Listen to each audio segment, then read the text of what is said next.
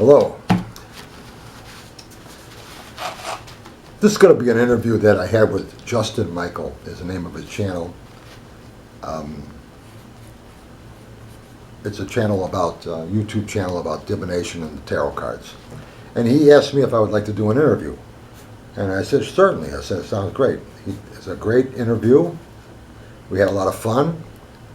And you could see it on his channel, Justin Michael, and I'm going to put a link to it on the bottom of this one. And the reason I bring that up is because if you go to his channel, you could also see an interview he had with Rachel Pollack.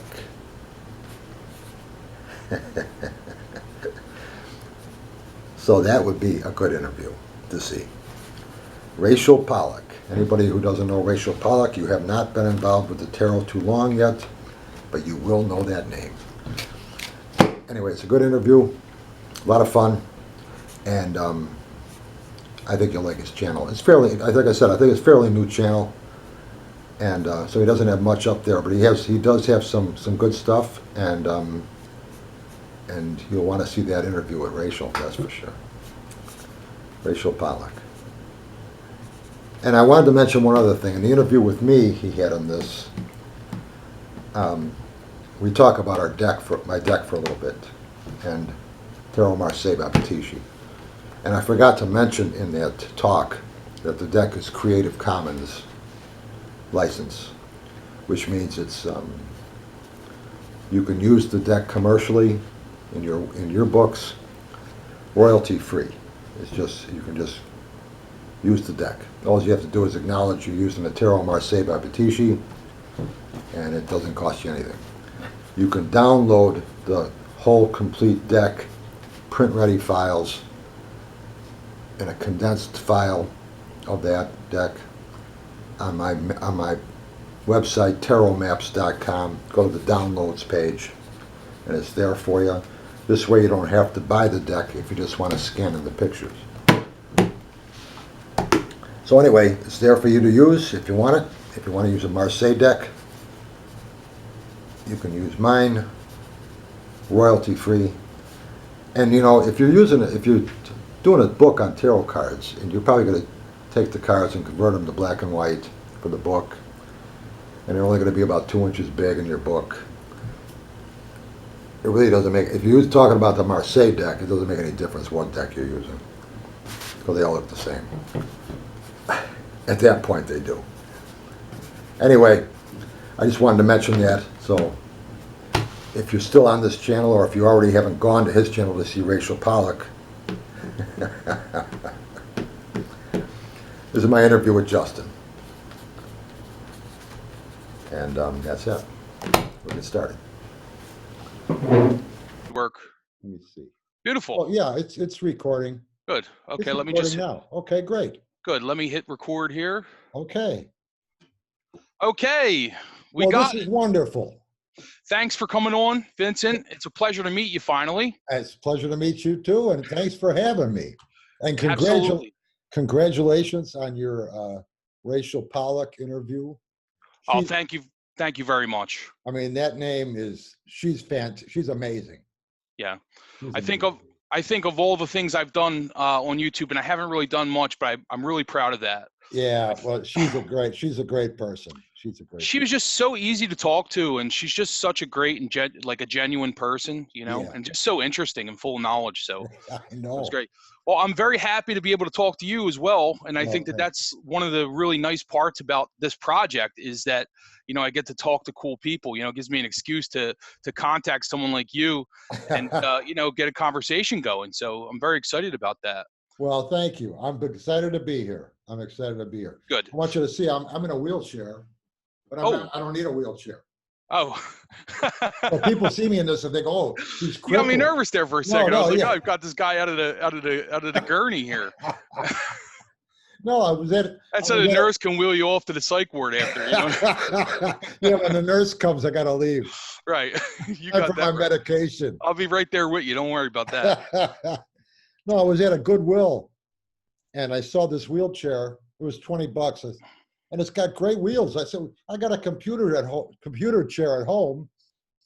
I would get those little wheels on. I said, "This is great. I like this Yeah, thing instead. This is better." absolutely. That's great. Yeah, that's really great, man. That's classic. That's classic Vincent Petici right there. Oh So, man! surprisingly, I was surprised to find a few of my viewers didn't know who you were. Most of my viewers are probably going to know who you are, but Well, just for the sake of those who don't know, would you mind explaining, a little bit about your channel, like who you are and sure. Yeah. what it's about? Okay.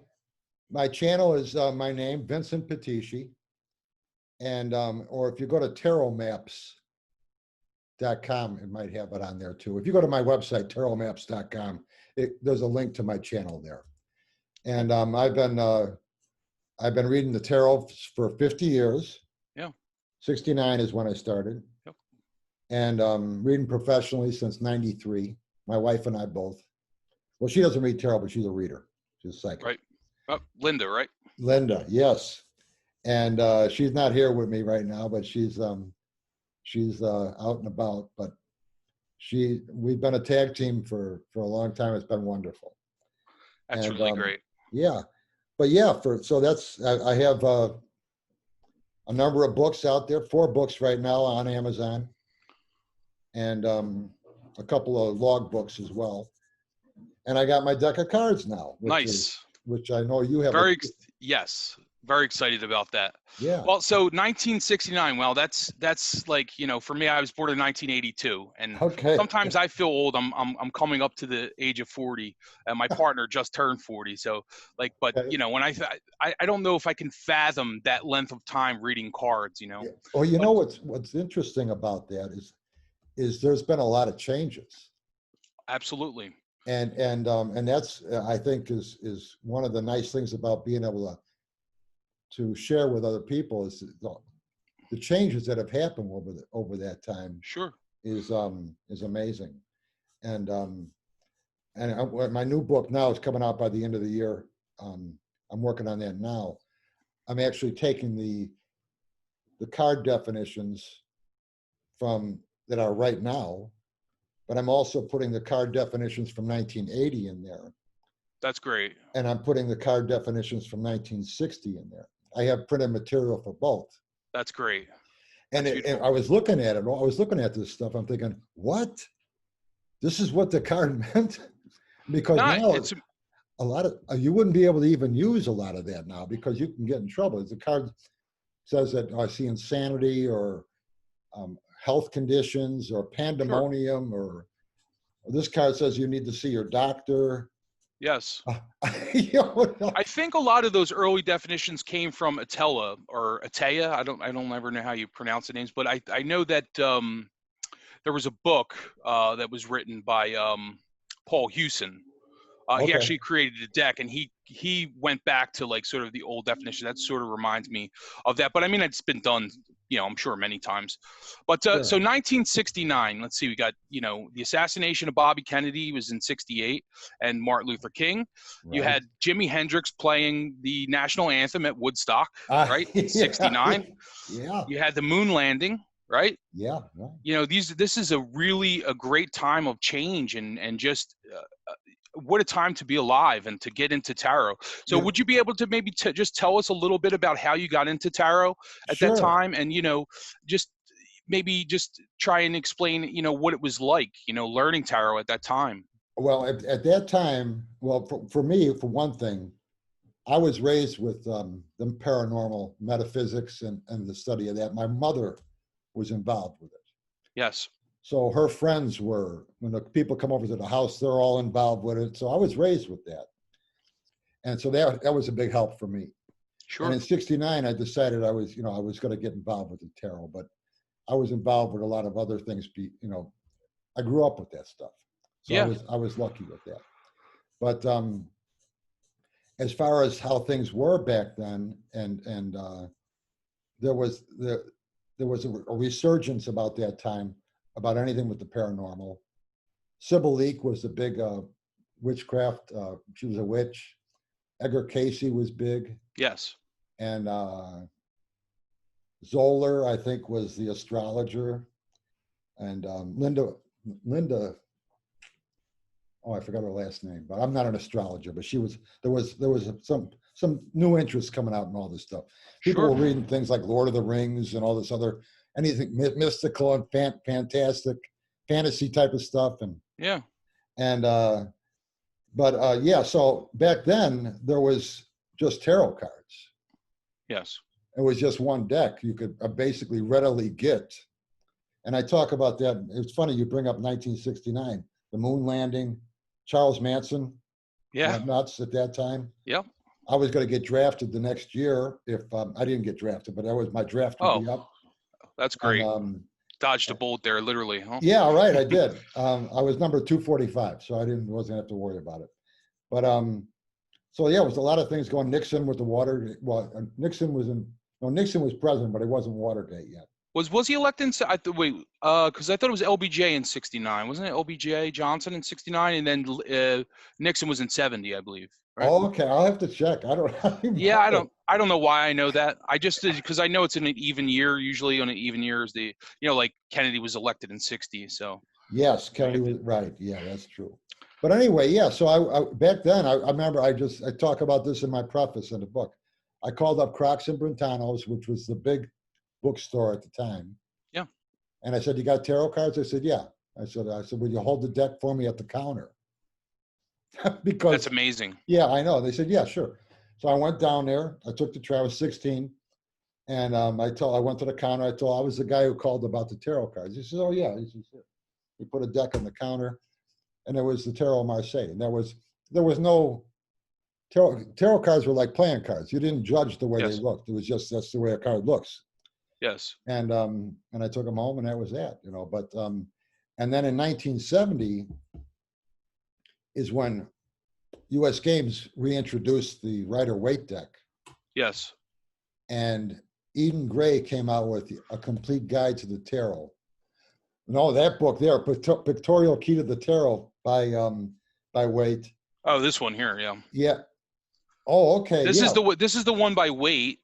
This is Eden Gray here. Okay, yeah, right. Yeah, see, this is actually the original. So I have this was published in 1960. This is the Tarot Revealed, and this is like a really cool book I have in my collection. But it's a simpler version of the updated version in 1970. So this is just mostly just pictures and definitions and things. But the guys from the folks from your generation, they learned with this book. I mean, it's amazing. Everybody loved Eden Gray. Even Rachel was telling me about Eden Gray. Oh yeah. Well, she was probably the first one, as far as I'm concerned, that I came across. There was just no nonsense. This is how you read tarot cards. Yeah. Nothing was confusing about what she was talking about. And she used the Rider-Waite deck in that complete guide to the tarot, which you just showed me. Yes. And that let people know, I guess this is an acceptable tarot deck. Yes. Otherwise, you would have probably just thought it was a novelty deck. Sure. And you would have thought, well, the serious tarot cards are the Marseille. But and I really think my opinion is that's why the Rider-Waite deck took off so well.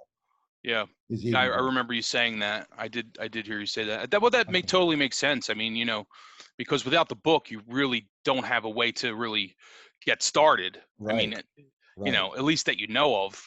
Right. For me, I mean, there are some people that learn specifically from the deck, which is very interesting. Just use the deck to sort of learn, but you still need that little kind of bit of guidance. You know what I mean? Well, to push you in the right direction. That's just it. I mean, like Linda, my wife. Excuse me. Sure. She learned because there was a psychic in the neighborhood, an older woman. She lived in Bridgeport or Bridgeview, and so she used to go to her house. And the woman, they would have a cup of tea or coffee or something together, and this woman would read Linda's cards. And she didn't use tarot cards, but she used playing cards. And so Linda said to her one day, she says, "Could you teach me how to read?" And the woman says, "Yeah, you could read. You could read right now." She says, "I can't. Well, I can't read. She says, "Yeah, you can." She took the cards and she put them in front of Linda. Says, "Read me." And Linda says, "I don't know how to read these cards." She says, "Just pick them up and start reading them." Yeah, I mean that's how she she did it. And then the woman says, "You did good. Come back next week. We'll do it again." Sure. And that's how Linda learned from this woman. Yes. Just by looking at them and seeing what come to her about the cards, and plus Yes. what she knew about the woman and how she read them a little bit, you know. And so really, there wasn't much really out there like there is today. Yeah. I remember being a kid, my grandmother, and I had an Italian grandmother, and I was going to ask you, how I'm pretty sure you're Italian with the name Yeah, Patici, right? yeah. That's a great name for an Italian artist, by the way. I mean, it's like, like Michelangelo painting the Sistine Chapel. But I remember my grandmother playing with she always played solitaire, but she didn't call it solitaire. She called it beat the devil. Which was Oh, this old Sicilian woman. That's what she called it, beat the devil. And she oh was God. always there with her. She always had a deck of cards in her hand. She wasn't into divination really. She was very superstitious. And she, you have the Maloics, the Il Malocchio, all of that sort Yeah, of with the right. olive Yeah, oil and all their ancient, pagan type practices that were yeah, passed down, and here's this woman, she's in church every Sunday, but she's, practicing some sort of witchcraft, and yeah. it's really hard to explain to people, but it's just, that's how it was. Yeah. But she always had a deck of cards. So of course, when I would go over there, I mean, that's what I played with. I used to build things with them. And I Okay. remember the very first sort of experiment with divination was with the playing card deck. Okay. Yeah. And sort of simple yes, no, evens, yes, odd, no, just playing games with the cards. And I Okay. think that was just what got me into. So I totally relate to that. And I think a lot of people got started with playing cards. Sure. You could read this. There's books out right now about fortune telling with playing cards. Sure. You know, and so yeah, I've actually and the other you could reverse that the other way around. I've worked at places where you got a slow fair going on or something, and I played solitaire with tarot cards. You know, just take Yeah, out the majors and true. take out the knights, and you got a deck of. You could use the deck as a regular deck of playing cards. That's very interesting. But it's funny because it doesn't work as well. But No, I'm sure it doesn't. I mean, you have to but get used to it. But I do have some tarot decks that actually, I don't know if you've seen the deck, playing Marseille. It was no, I got it right here. Let me show you. I know you're not really you're not like a deck buyer. That's one thing I noticed about you. You stick to the classics, you know. I got a handful of decks, but I pretty much stay to the class. Otherwise, I know it's a can of worms that be open up. Oh I have yeah, a whole wall of decks smart man. over. Well, this one is pretty cool. It's it's got the majors in there, but it also has and it's a smaller deck. Okay, But yeah. yeah, so you have the quartz Oh yeah, court cards. that's So it's a nice. Marseille deck. It's just it uses the playing card symbolism. See, there's the Okay. lovers, Oh yeah, okay. and I believe it's based on the gosh, I think it's the Dodal or the Noble. I get the Noble probably. I always get the two confused. But I don't know. I know there's a few different versions of it, oh yeah, you know. yeah. And Um, so as far as I'm sorry, as oh, far as the you said you were involved with some different things. Were you ever involved with like any organizations like the Golden Dawn or well, any of those type of cult organizations? I'm involved. Well, I'm not. I was raised with the Rosicrucians, and I Okay. was raised with the Theosophical Society. So my mother, like I said, was a member of them. Yes. And and what's nice about the Theosophical Society is their national headquarters is right here in Chicago. It's Okay. 40 acres of land. People that work there live there, and I speak. That's where I do some speaking there, and I've done Nice. some classes there. And there's a New Age bookstore on the grounds called the Quest, Yes. and I'm a house reader at the Quest.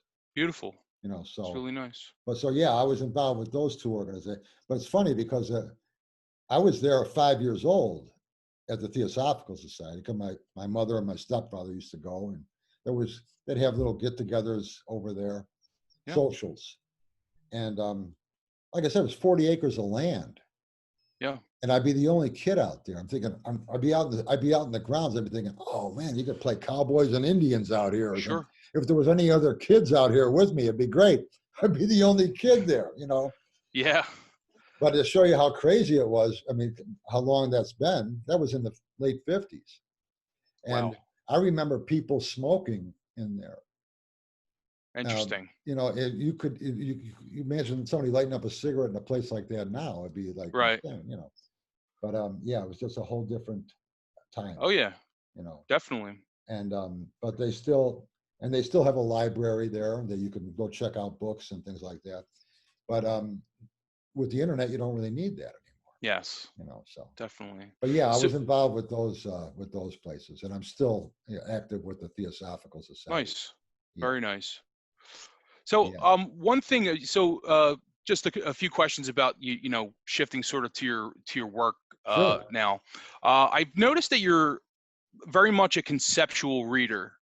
Like you don't really rely much on the images, which is interesting because you're an artist. You're not like an intuitive type reader from the images. You're more of a concept guy. Like you have the concepts in your mind, and you rely a lot on language to sort of develop your reading. I don't know. Correct me if I'm wrong. This is just No, what I'm getting from reading your book, yeah, and I'm reading Genius of the Tarot right now, which, by the okay, way, is yeah, great. And just watching your videos over the years, and I've just noticed that you're not really into, like, in other words, you could use any deck and the yeah, reading would roughly be the same. Is yes, that a fair statement? yes, it is. I don't like to think that I would read differently with a Thoth deck from a Rider to a Marseille. To me, Yes. the Five of Swords is the Five of Swords, no matter what Yeah. deck, and that's the way I like to read. And maybe that's because I use different decks all the time. True. I'm partial to the Marseille, but if the phone rings and I pick up the Rider deck. You know, Yes. that's the deck I got here. Okay, I'm doing a phone reading. You know, and I have I use the Greer, Aquarian, the Sacred Rose, Yes. um, and the Marseille the most though. Yes. Yeah, I know you like the Marseille. I've recently got into Marseille a lot. I have a bit of a theory on why that is. I think it's a generational thing. I think the old schoolers, because you didn't have so many decks, it's you sort of it wasn't really all about the art. Like, see, today it's mostly about the art now. If you look at Kickstarter, which is where it's like a crowdfunding source Yeah, for new artists, and all these different decks that are coming out. I mean, you have decks uh, about everything. I remember hearing you joke about the gummy bear tarot. yeah, But it's very true, and but it's all very much based on imagery, I think, and the images sort of tell the story. But so I think that's why it is. I think people who learned at an earlier age tend to just read the names of the cards, and just they already have Page of Swords already in their mind. You know what I mean? So I maybe that's I think that's probably true. I have I teach, um, I mentor, you know, tutor, yes, and I do classes too. But and a lot of the people I teach, they have these newer decks, and they say, Vince, you got to see this deck. And I look and the artwork, like you say, it's just beautiful stuff. yeah, That's like I said, I want to get involved in collecting cards. I'll go broke, you know, right. No, I because totally understand that. they're That's they're beautiful. yes, And I try to, you know, I tell people, well, you know, it's okay. That's still the Ace of Wands. And yeah, but you're right. If you want to get into the images and the way the deck looks, there's a lot out there to see. And yeah, I use that a little bit, but I try not to. I try to stay more like with what's coming in my mind about that card. yes, You know, but I have used it as an example. I used and one example I've used was the Chariot card yeah, on the Rider deck, and somebody came to me wanting to know if they were going to get a job, and they had wristbands on their wrists from carpal tunnel. okay, And I threw that Chariot card over. First card I threw over. It was a Rider deck, and the charioteer is holding the harnesses, and he's got this armor plates on his wrists, part of his armor. And I saw those, and I saw the wrist bands on his wrists. He was going back for a second interview. I said, take those things off your wrists because well, it's going to cause a lot of confusion. They're going to sure, look and say, we're going to hire him. He's got something wrong there. yeah, And and he did, and he got the job. So, and so that's an intuitive thing, you know what I mean? That's all. Absolutely. No, And so, you know, you use things like that, but the decks, I think the biggest confusion people have today, though, is what's the best deck for them. yes, You know, you're going to invest a lot of time learning a deck. You want to make sure it's the right deck for you. sure. And that becomes very hard for people to know, am I using the right deck? Though this other deck just came out, I got to check, oh, I like this deck. And then you start going in that direction. And Yeah, that's why I just tell people, whatever deck you're using, anything you're learning from me is going to work. yeah, You know? true. And Well, you're a smart man for avoiding the deck collection craze, because it does get a little crazy, and you know, I myself have to sort of be a little more conservative with the decks that I buy, because I'm a collector. I've always been a collector. When I was a kid, I collected baseball cards. You know, I collected anything, and so of course, just people who have a tendency to collect things, obviously, and they like tarot, are just going to accumulate decks. oh I yeah, think that's inevitable. yep. Today you will, for sure. It's so easy to do now. Oh yeah, Like I made my deck. yeah, You know, I mean, that's just a Marseille deck, but I mean, I was able to put it out there for people to buy. yes, You know, you couldn't do that 40 years ago. You had to yeah. get a publisher. I'm going to get to your deck in a second, because I do really love your deck, and I have some questions about that. But um, I wanted to ask you about elements. So, you know, and this may be a little bit tough to explain, like sort of in this situation, but you know, you don't really consider elements in a reading, which I found really interesting. You know, I think you said, you know, the seeker determines the suit. You know, in other words, with their question. Right. So I found that really interesting. So could you just maybe elaborate about that, Sure. and explain to how you came up with that? Well, when I do a class, if I'm doing a class, or even when I'm teaching people, I tell people that for one thing, if you use reverse meanings, there's 156 definitions then, and that's too many. Yeah. So I knock out reverse meanings. I don't use them. I don't read them that way. I also don't use the suit.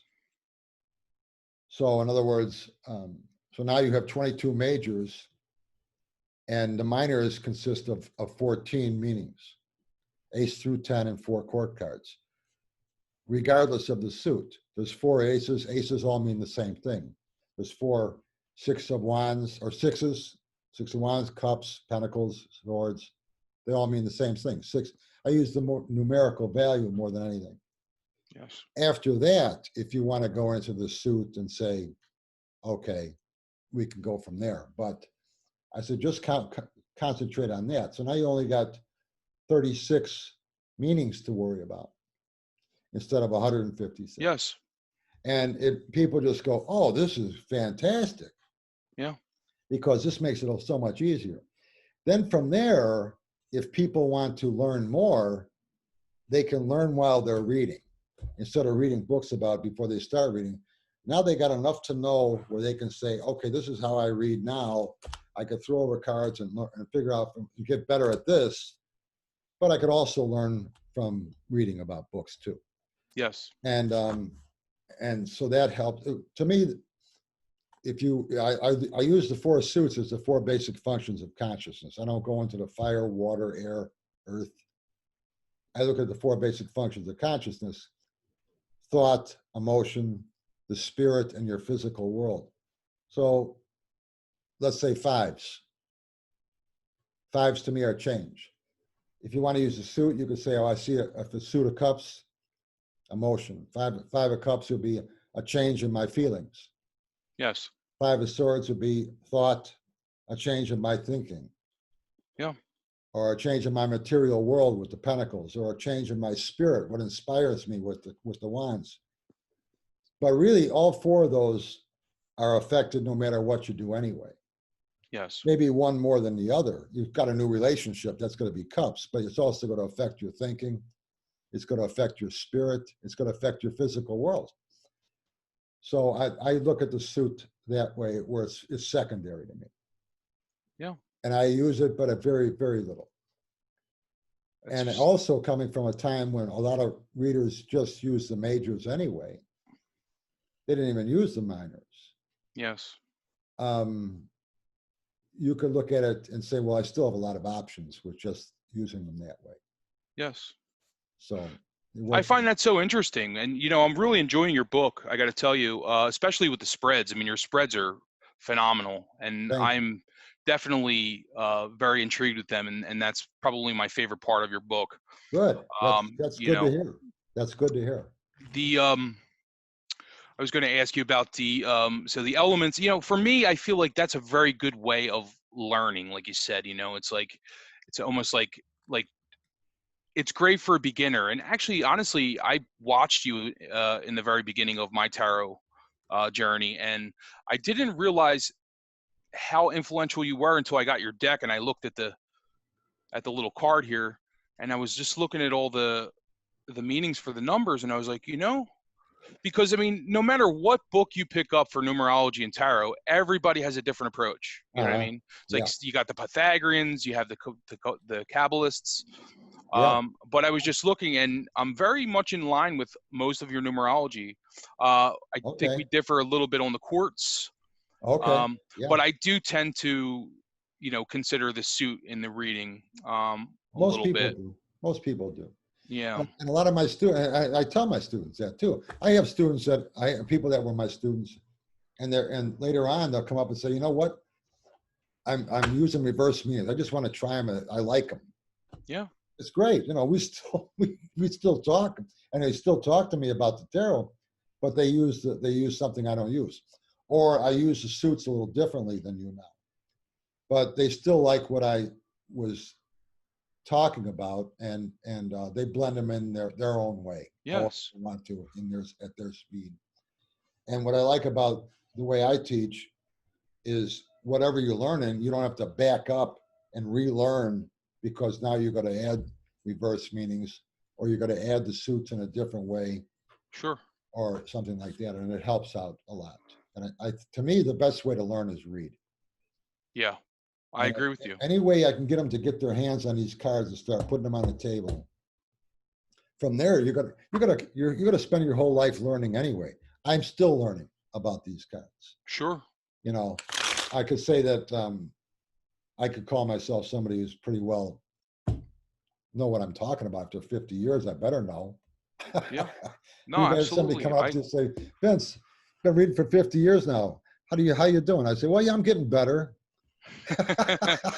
It's true though, I mean, it's I always say, I'm a lifelong student of the tarot, Yeah. and the one thing I do like about your channel is that, you offer a lot of information, and you don't, you're it doesn't seem like you're really in it for the money, or you sort of give a lot of information, and a lot of, I don't want to knock anybody else, because Oh, I know. I I know. understand, but what I'm saying is it's just a lot of information. I mean, someone could learn reading the tarot just by watching your channel, and I really like that about your channel. Well, And of thank you. course, Yeah, I do that. Yeah.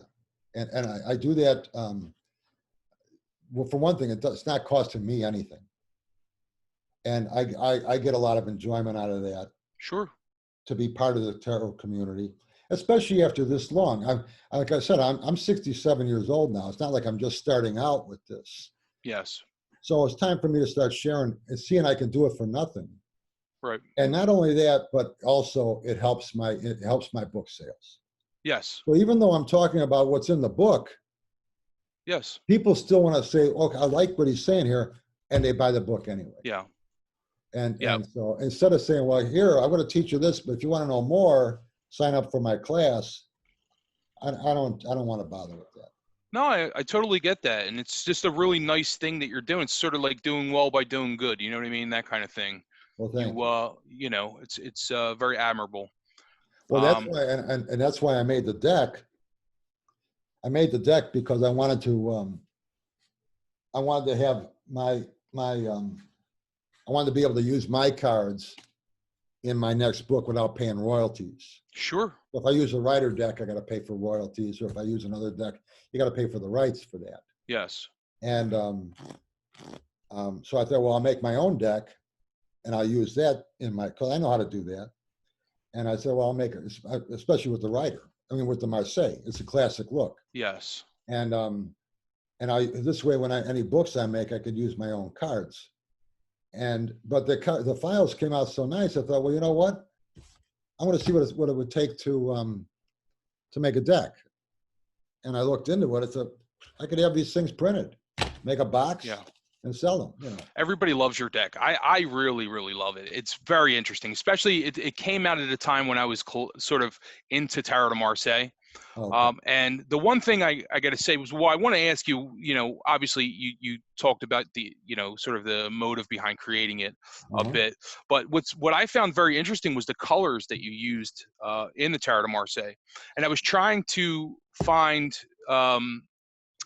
another deck, like a historic deck where I could sort of compare it to. And it seems to be more like, a Nicholas Colmbert type, you know what I mean? I was trying to figure out, did you get an influence from somewhere with the colors? But very interesting color palette. So did the colors mean anything to you? Like, what was the inspiration of the colors? Like, could you just tell us a bit about the process of that? I wanted to get out of the carnival colors, the red, blue, green, yellow. These were big in the 60s, I think. And I thought, well, I'm going to go with a more earthy look. Yeah. And I didn't want to go with brighter colors because they would sort of like modernize the deck. I didn't want to do that. I wanted to keep a feel where it's still antiquated. And I thought, well, if I go with earthy colors that work with each other, it would be good. And the colors came out. They came out nice. Oh, they're great, man.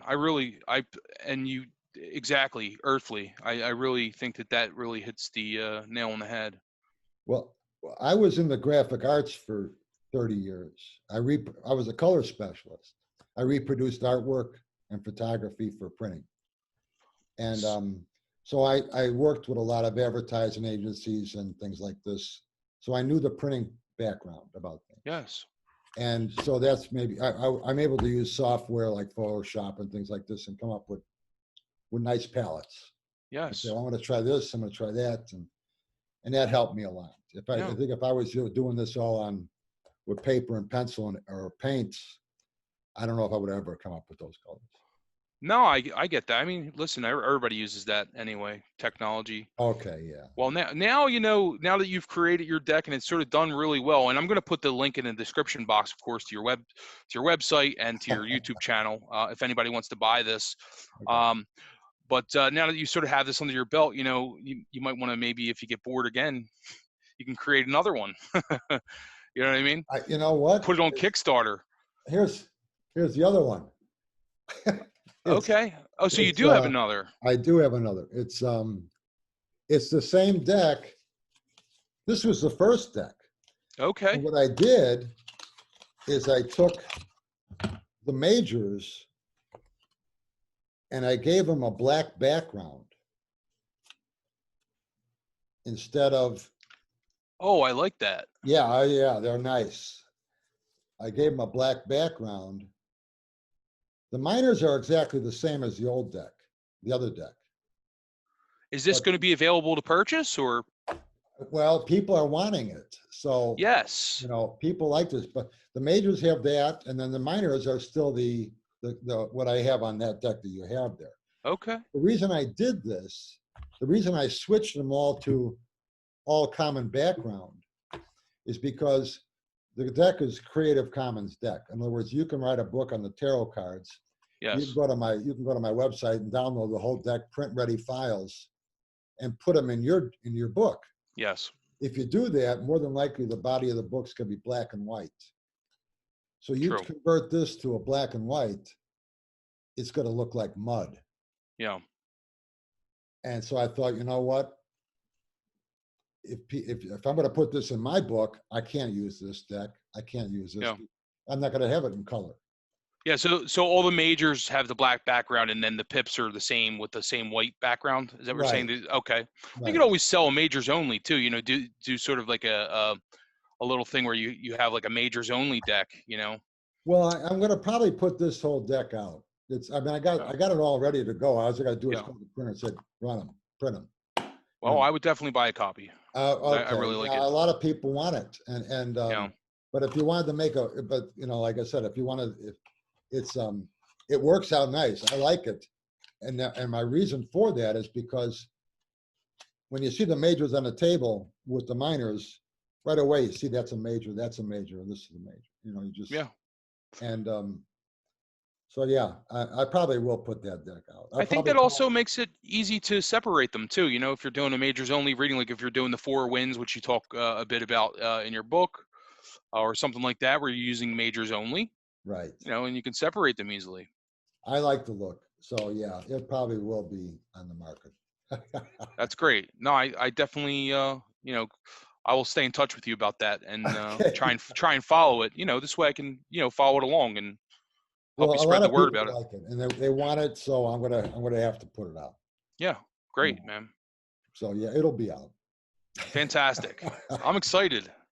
I'm one of those deck crazed lunatics. I have to have every single deck that I love, unfortunately, and it's an expensive hobby, but it's one that I really like. But I don't have many other vices. Well, I don't spend a whole lot of money otherwise. So tarot is like my only guilty pleasure. So there I could be don't. worse things to get involved with. That's for You sure. got that right for sure, and I would be able to find them too.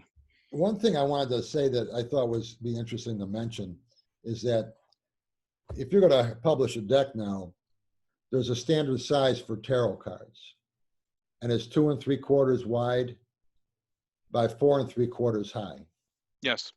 And so you go to a printer and they'll say, okay, you're going to make tarot cards. Here's the template.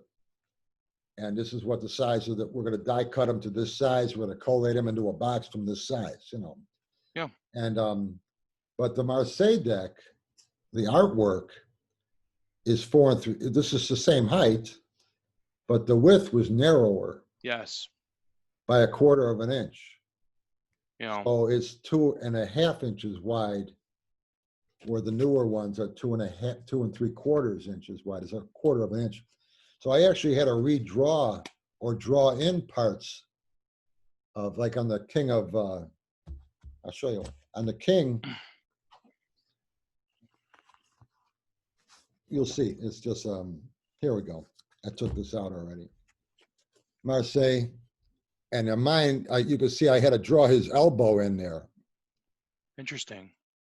And I also fixed his shoulder. His one shoulder has got that white on the left shoulder.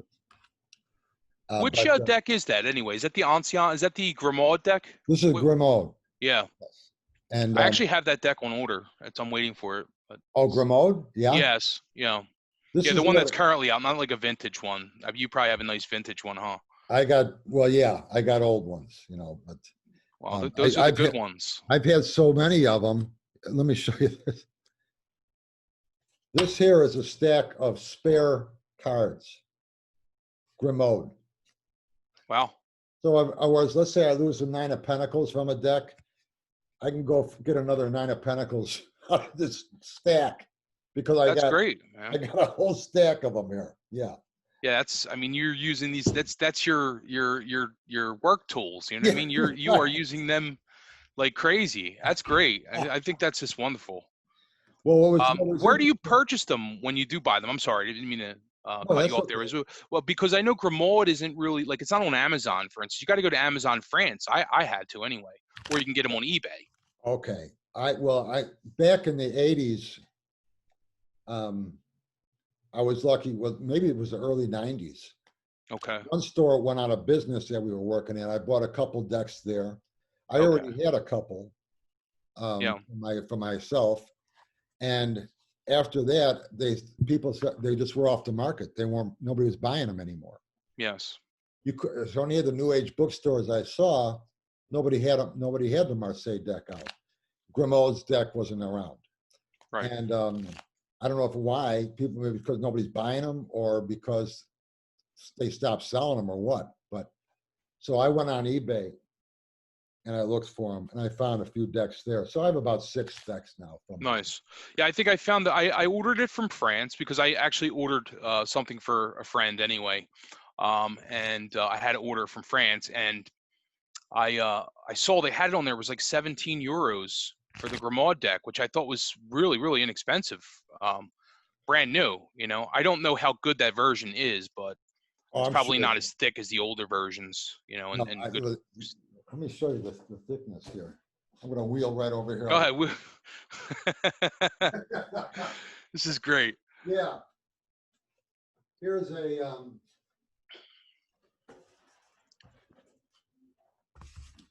here's your standard deck size. This is the old thickness Yes. of the from the 80s. Yeah. So it's a little bit thicker. And then this is from the 60s. That's even Wow. thicker than this. So this deck is really thick. Yeah. And it's just, you know, you look at this is a deck of tarot cards. That's a thick deck of cards. Yes, it is. Compared to what you see today. Yes. You know. Definitely. You know, everything was just better quality back then, I think. Yeah. You know what I mean? So if I found these on eBay, or if you know, there was times where I could buy these myself in the store. Yeah. And but if I saw them on eBay, I would pick them up because you're not gonna, these are actually too thick. They're probably so expensive to buy now. Like, you know, that specific version, it costs you a couple $100 probably. People on probably eBay. asking $100 or more. Yeah. Easily. Okay, yeah. For that. Oh, I mean, you got to see some of the decks they have. I mean, some of the prices, you know, the Greenwood Tarot, for instance, which is out of print. I saw that on eBay for like $5,000, you know, it's insane, you know, and, you know, Well, I would never pay a price like that, but people do. It's just, you don't know if anybody's going to buy it though, either. People put a price on true. it, just leave it out there, you know. True. But they will sell for in the thousands. They will sell for, because Greenwood, if it's an original Greenwood, okay. I mean, they'll yes, you're right. They do there's a difference between priced on eBay and then purchased, but you know, you can also check what the decks have been sold, and they are very pricey, you know. Okay. I believe but you gotta hunt around for something like that. You know, sometimes you gotta look for, you know, like the buy now, or somebody just lists it and you can find it. You know, they don't know what they have, or they just want to price it to sell. You know, it's like a flea market or anything else. You got to really look for it, you know, and usually I find if I'm a little patient, I can find a deck for a decent price and, you know, not pay something silly. But I would love to get that one. Here's another one you might like. Here's another one you might like. Oh, sure. You get them right over here. Here they are.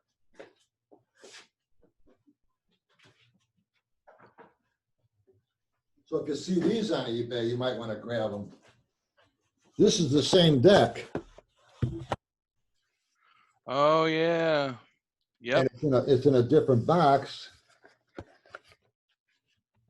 but it's the Marseille, you know, and they come in 2 packs here, you know, 2 packs of cards in a box here. Nice. But this is the real thick ones. Yeah.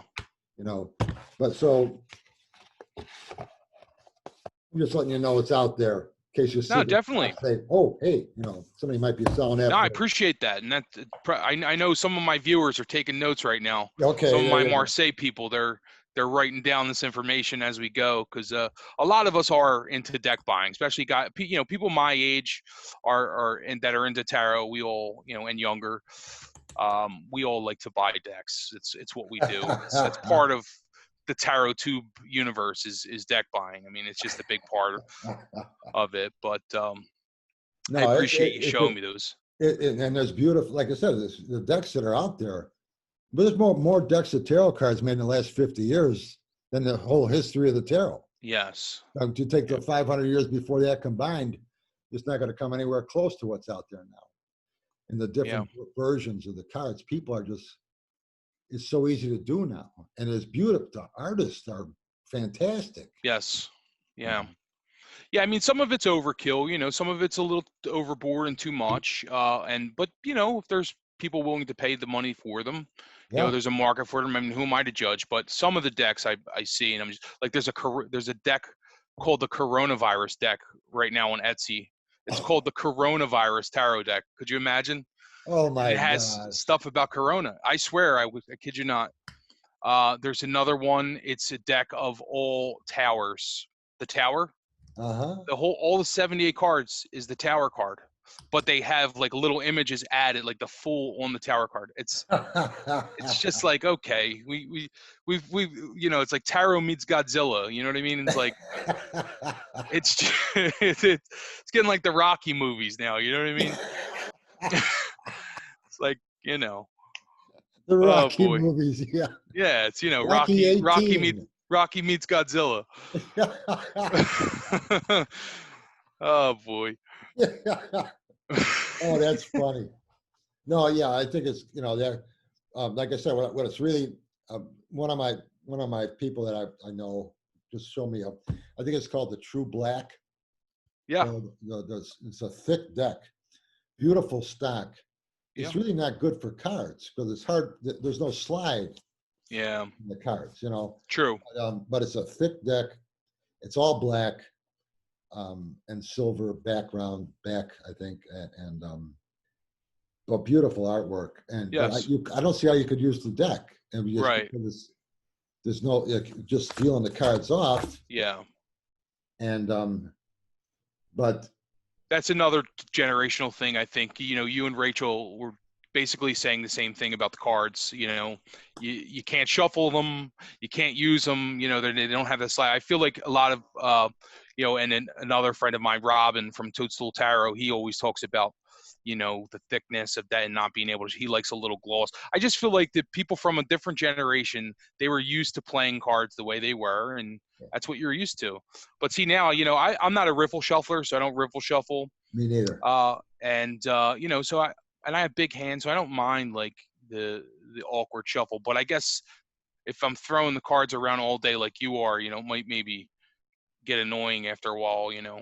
No, well, yeah, you just got to find what's good for your hands, you know, Yes. and then um, if you're a woman though, if a woman, if you want to, if it's an issue, I would say the Mary Hanson Roberts deck is a good deck. Yes.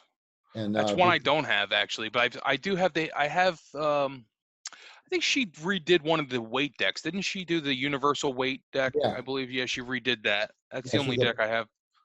she did the universal weight. She's a color pencil artist, Okay. and but her images on her deck, Mary Hanson Roberts deck, is very close. They're taken after the Rider deck, Yeah. so it's the same kind of picture, only it's Yes. her rendition of it. Yeah. Yeah, it's like the Morgan Tarot or something like that. Yeah, okay. And Interesting. right, like the Morgan, right. And but it's a small deck. Yeah. And or you could also get the bridge size version of the Rider deck, but that's Yeah. too small. Bridge card, you know, it's a bridge, it's smaller than it's like a small deck of playing cards. Sure. It's thick still, you know. I actually have a deck now I'm using. I don't think I have it close by, but it's called Naked and Cut. It's a friend of mine. He designs them. Conrad Stein, his name is, and I don't know if you're familiar with makeplayingcards.com, but you can sort of customize your own deck. Like if you want to, you can print your own deck, like sort of per order. But he Okay. prints a little deck of cards, which is, it's just the art of the Wade Smith. It doesn't have titles, but Okay. they're Trump size, so they're bigger than Bridge, but they're like smaller than Tarot. It's perfect size. I love that. It's good for on the go, you know. Like if you're on the go, if you want to just grab a deck, if you're going out, you know. I do a lot of like hiking and stuff like that, so Okay. it's nice to have like a small deck with you can carry in your pocket or in your bag. It doesn't take up too much Sure. Yeah. space. You know what I mean? Do you do any like festivals or anything like that? No, I'd like to. I mean, right now, see, with coronavirus, it's impossible, Yeah, right. unfortunately. But I'm definitely going to do that in the future. I have a small group of people I read for, you know, right now. Nothing serious, but I'd like to do it more, you know. And it's a bad time right now, so Well, for after that. this virus is all over with, yeah, get yourself a canopy. I tell people, good way to start reading pro is to get yourself a canopy tent, Yeah, 10 foot square, and a couple card tables or a couple tables at the hardware, Menards or something, sure. folding chairs. Get a banner at Vista Print or whatever, tarot readings, put it up in front of your tent, and become a vendor at one of these festivals. Yeah, And definitely. if you feel uncomfortable about charging for your readings as a professional, then do it 1 year and just put a sign up that says free tarot readings, Sure. and put a No, tip absolutely. jar out. Yeah. Put that tip jar out, and you will make money, and you'll have a line in front of your tent because it's free. That's a really good idea, actually. And you feel comfortable about it because you're not charging. Yeah. And you can put on there for fun and entertainment only or whatever Yeah. you want, you know, but so it's light and breezy. It's a festival. What's nice about that, we used to do about 4 a year. And then we went down to like 2 a year now. And this year we didn't do any because of the virus. But what's nice about that is it's an annual thing. So you're there every year. And so the next year now you start charging $20 for a reading or something. Yeah. Last year you were free. Well, the same people are coming back because it's their neighborhood fair. They go there every year, and they'll see you and they'll see the tents. Oh yeah, I got a reading from you last year. Yeah. You get to be known that way. Definitely. And, yeah, I've done some parties and you know, I read a lot for a lot of people, and some, you know, a lot of my close friends I don't charge, but they always send me something on Venmo after, and I'm like, I don't want it, but they send it to me anyway. And I'm like, you know, they just call me like for whenever something happens or they need some advice, and that's kind of cool. And that happened by accident, so it was never anything I was looking for. It just sort of found me, but you know, so I think that's an indication that I could possibly do it professionally. I would love to be able to make a living doing tarot. I mean, and not have to be bothered with a lot of other stuff. Just, it's very, you know, it's my passion, and I envy people that can do it and make a living. You know what I mean? You can do it. You can do it. Definitely. I know you can do it. I could tell. I just read your cards. You're gonna do it. There we go. Now you're talking. Very nice. You'll do fine. You got it in your heart, so that's why you'll do it. Beautiful.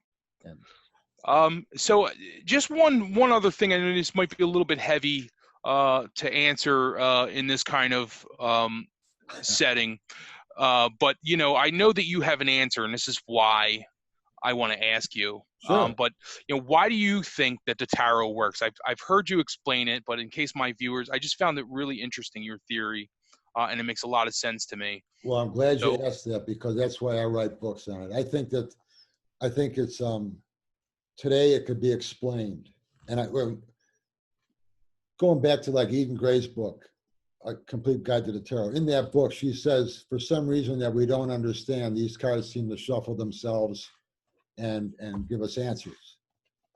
So we never could explain why they worked. And that's always been the biggest mystery of the tarot. How can we have a question we don't have answers for. I sit down with a deck of tarot cards, I apply a reading, and now I got answers. I didn't know how I can get them, but I got them. Yeah. And so it's a real strong illusion that I'm getting, these answers are coming from these cards. Today we have creative thinking techniques out there in psychology. It's been studying this for about 50 years now. And when I came out with Genius of the Tarot, I talked about it as being a mind map. A card reading is a mind map, and a card spread is like the basic branches of a mind map. And the finer branches of a mind maps are illustrated. But the finer branches of a mind map are verbally expressed in a tarot reading. So the finer branches of a mind map from position 6 would be me talking about what I'm seeing there. The finer branches of position 3 would be me talking about it. And then I realized also, when I came out with Essential Tarot, it's something even more than that. It's called conceptual blending, which is a creative thinking technique, which it's important to always fragment a question before you look at it, break it apart into sections, things that pertain to the question that we're going to look into. That's what we do with a card spread. A card spread is positions. Each position of the card spread is supposed to be something important that we're supposed to be looking into about a question. Yeah. And tarot cards are randomly placed in those positions, and then associations are made between the tarot card and the position it's placed into. Today, that's called conceptual blending, and it's used in medicine. Conceptual blending is used in artificial intelligence, in science, technology, and it's identical to a card reading. And it's identical for the same reasons. The purpose is for the same thing too, to find answers we didn't see before. And the reason a card reading is effective is because of the application, not the cards, as far as I'm concerned. And if you Yes. talk to anybody who's ever taken any classes on creative thinking, a psychology class on creative thinking, and you tell them how a card spread works, a card reading, they'll probably say to you, "Oh yeah, I took that in college. That's called conceptual blending." Conceptual blending is adding any randomness to my question and Yes. making associations from that randomness. And how can this randomness help me find an answer for this aspect of my question? A good example of that I use is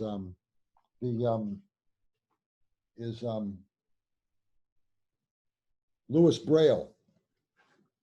Louis Braille was blind as a young boy, and he became blind because of illness. He was sitting in the backyard under a tree. His dad was working in the yard, and he wanted to know he wishes he could read a book again. And he picked up he was reaching around, he picked up a pine cone. I have a pine cone here somewhere. He picked up a pine cone.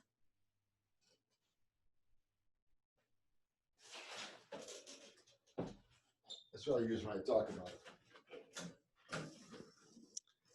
He picked up a pine cone, and he's feeling the points on a pine cone. And he thought, well, what if I put points on paper in certain patterns to symbolize letters? And he came up with Braille. Braille is from Louis Braille. Yeah. He invented that from looking at a pine cone, feeling a pine cone. That's conceptual blending. Anything that's ever been, any new ideas is usually done by taking something we're totally familiar with and adding it to our question. Like a tarot card to a position in a card spread. It forces us to use our imagination and that side of our mind to come up with new ideas because we don't have an answer with our logic.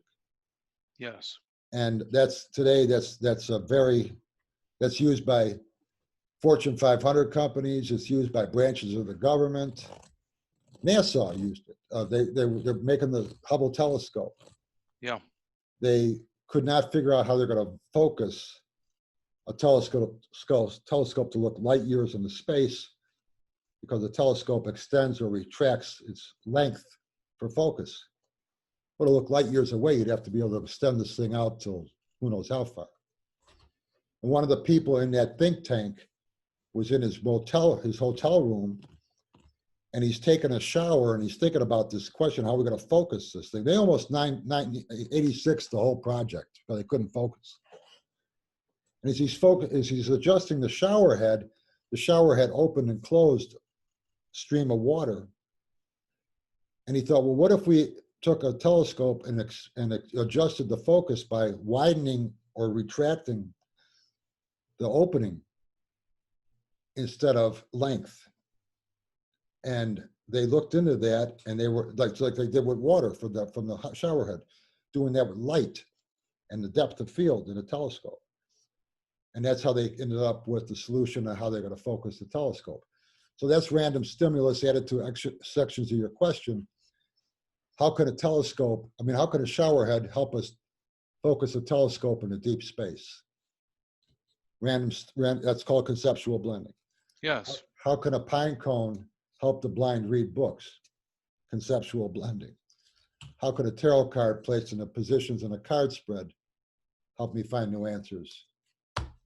This is identical application, forces us to use our mind to make associations between this tarot card and the position it's placed with in relation to the question I'm looking into. Today, that's defined as conceptual blending, a major creative thinking technique based on the way the mind naturally works anyway. Yeah. And that's why it works. At least that's my opinion. That's So a good opinion. It's a very valid opinion.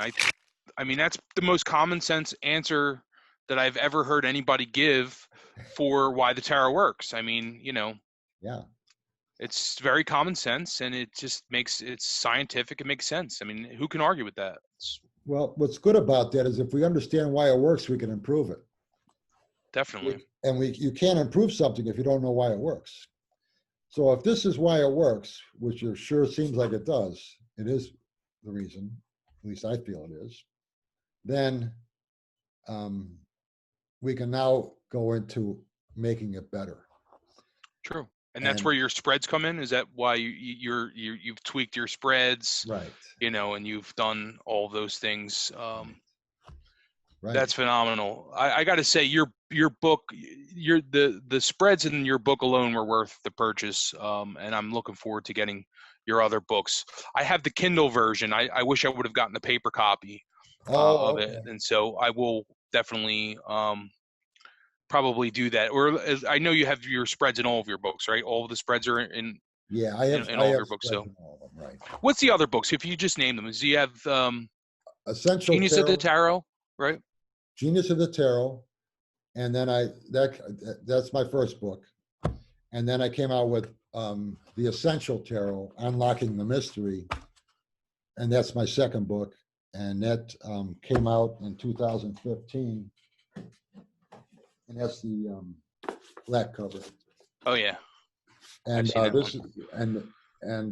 my spreads are in here too. And then I came out with Radical Tarot in 2017, I think. Yes. And here, got it. Same here. And then those three books are how to read tarot cards. Yes. I came out with Straight Tarot, how to survive as a tarot reader, and how to make a living at it. Yes. But that's not how to read tarot cards. No, I get that. That's a book that I want to get to because I have a few on that already. That's on my list. That was a fun book to write. Nice. Very nice. Well, Vincent, is there anything that you want to tell my audience, or any upcoming events, anything that you want to add to our little chat today? No, I'm just tell everybody thank you for having me. I hope everybody likes this, and I'm gonna put this on my channel too, so people from there can know that you're around too. Oh, thank you, Vincent. I appreciate that very much, and I'm going to put all your information below. I really appreciate that. It's very kind of you. I, as a thank you, I don't know. I wouldn't know what to get a guy like you, but I want to send you something. And I don't know if you have you seen this book? It's called The Library of Esoterica. It is so it's a really beautiful book by Tashin. And I think it'd be very helpful for a writer because it has, all these beautiful images of all the historic decks throughout history, from early stuff. And it's just really, really nice. I really like it. And, it's like you can have the images without owning the decks. So I'm going to give that to you. Oh, my gosh. Well, thank you. I really appreciate you coming on today from the bottom of my heart. Thank you. And I'll return the favor when I get my placemat done. I'm making a placemat for my tarot, for my cards. It matches my cards. Nice. When I get that done, I'll send you a copy of that. Beautiful. Sounds like a fair trade to me. Justin, it's been a pleasure. Thank you. Thanks, Vincent. And we'll talk again. Absolutely. Definitely. Bye-bye, Vincent. All right. Take care. Thank you. Okay.